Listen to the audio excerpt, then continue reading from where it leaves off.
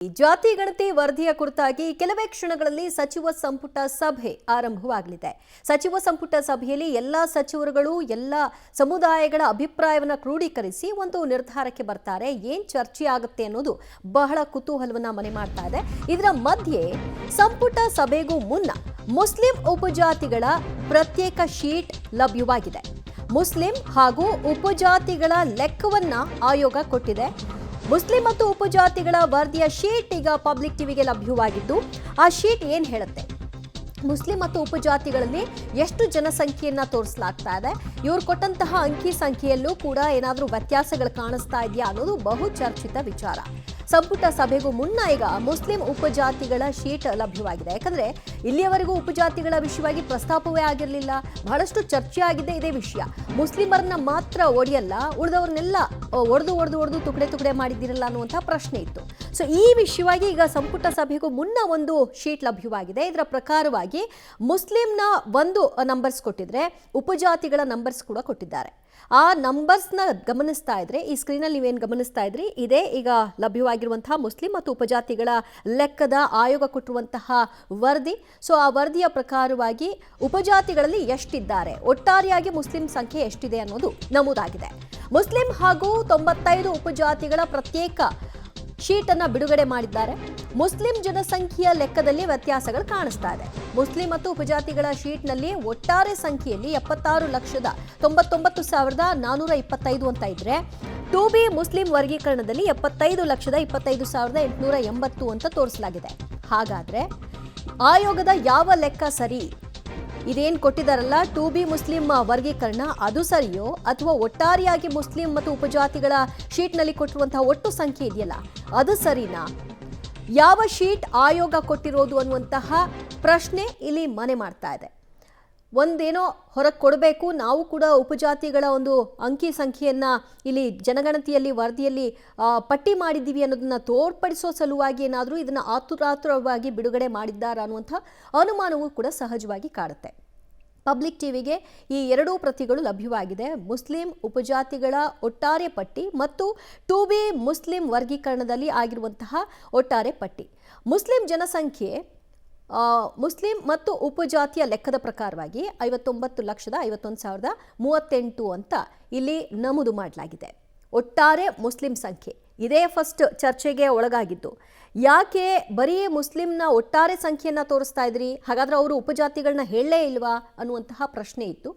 ಅದಕ್ಕೆ ಸಂಬಂಧಿತವಾಗಿ ಸಿಗ್ತಾ ಇರುವಂತಹ ವರದಿ ಒಟ್ಟಾರೆಯಲ್ಲಿ 76,99,425 ಮುಸ್ಲಿಂ ಮತ್ತು ಉಪಜಾತಿಯ ಒಟ್ಟಾರೆ ಸಂಖ್ಯೆ.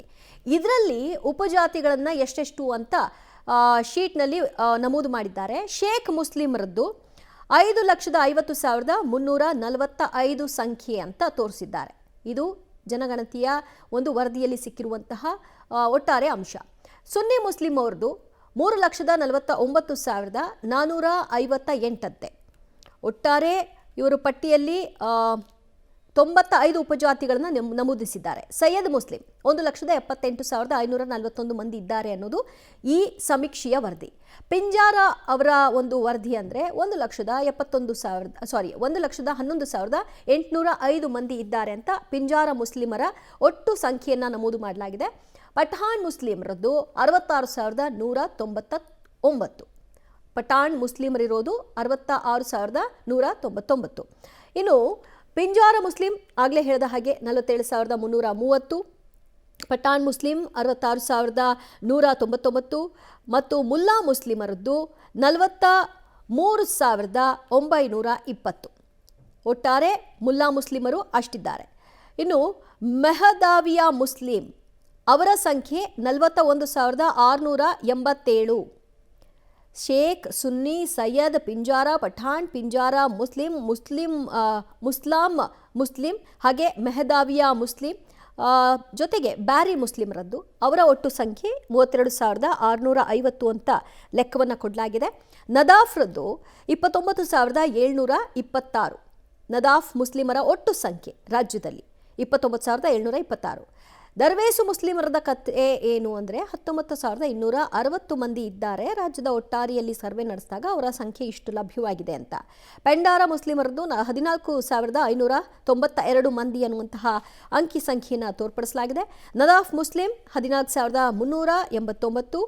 ಬ್ಯಾರಿ ಮುಸ್ಲಿಮರ ಸಂಖ್ಯೆ 12,748. ಲಬ್ಬೆ ಮುಸ್ಲಿಮರು 11,671 ಮತ್ತು ದರ್ವೇಸು ಮುಸ್ಲಿಮರದು 11,093.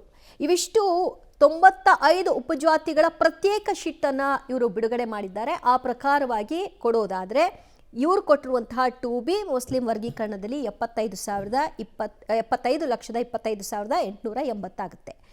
ಹಾಗಾದರೆ ಒಟ್ಟಾರೆ ಮುಸ್ಲಿಮರಿಗೂ ಈಗ ಕೊಟ್ಟಿರುವಂತಹ ಈ ಪ್ರತ್ಯೇಕ ವರದಿಗೂ ವ್ಯತ್ಯಾಸ ಕಾಣಿಸ್ತಾ ಇದೆಯಲ್ಲ, ಆ್ಯಕ್ಚುಲ್ ಆಗಿ ಹಾಗಾದರೆ ಯಾವ ರಿಪೋರ್ಟನ್ನು ಆಯೋಗ ಕೊಟ್ಟಿದ್ದು ಅಂತ ಪರಿಗಣಿಸಬೇಕು.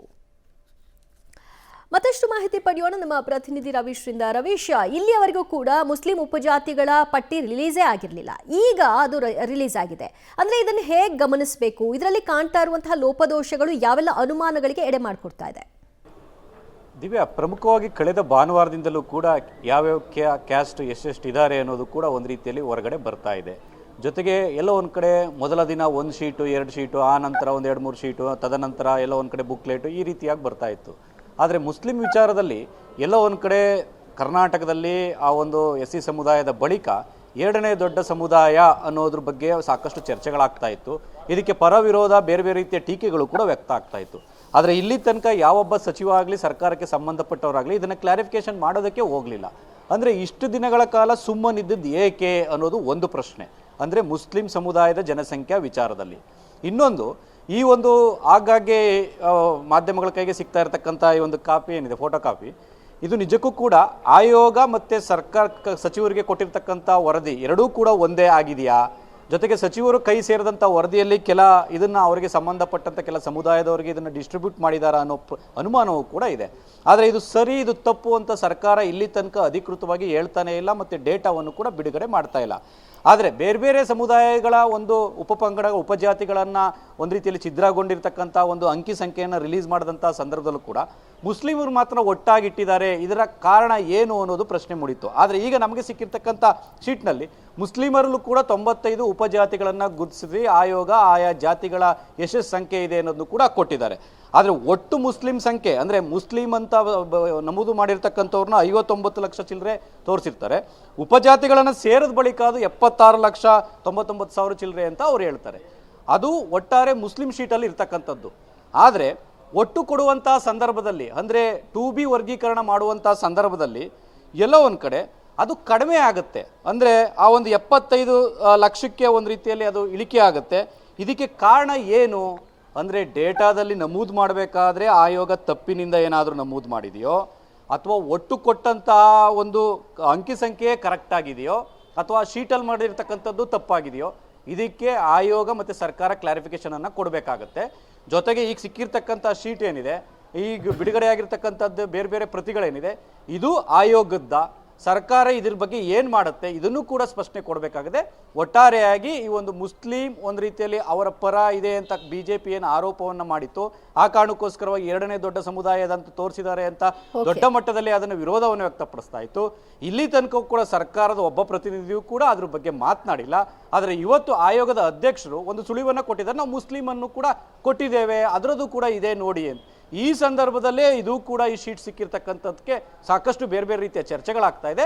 ಹಾಗಾಗಿ ಇದಕ್ಕೆ ಸರ್ಕಾರ ಇವತ್ತು ಸಂಜೆ ನಡೆಯುವಂಥ ಕ್ಯಾಬಿನೆಟ್ನಲ್ಲಿ ಯಾವ ರೀತಿ ತೀರ್ಮಾನಗಳನ್ನು ತೆಗೆದುಕೊಳ್ಳುತ್ತೆ ಮತ್ತು ಏನು ಸ್ಪಷ್ಟೀಕರಣ ಕೊಡುತ್ತೆ ಕಾದು ನೋಡಬೇಕು. ದಿವ್ಯಾ, ಥ್ಯಾಂಕ್ ಯು ರವೀಶ್ ನಿಮ್ಮೆಲ್ಲ ಮಾಹಿತಿಗೆ. ಸದ್ಯ 2 ಶೀಟ್ಗಳು ಲಭ್ಯವಾಗಿದೆ. 2 ಶೀಟ್ಗಳು ಕೂಡ ಭಿನ್ನವಾದಂತಹ ನಂಬರ್ಸ್ನ ತೋರಿಸ್ತಾ ಇದೆ. ಹಾಗಾಗಿ ಯಾವುದು ಆಯೋಗ ಕೊಟ್ಟಿರುವಂಥದ್ದು ಅನ್ನೋದು ಸರ್ಕಾರವೇ ಪ್ರಕಟ ಮಾಡಬೇಕಾಗಿದೆ.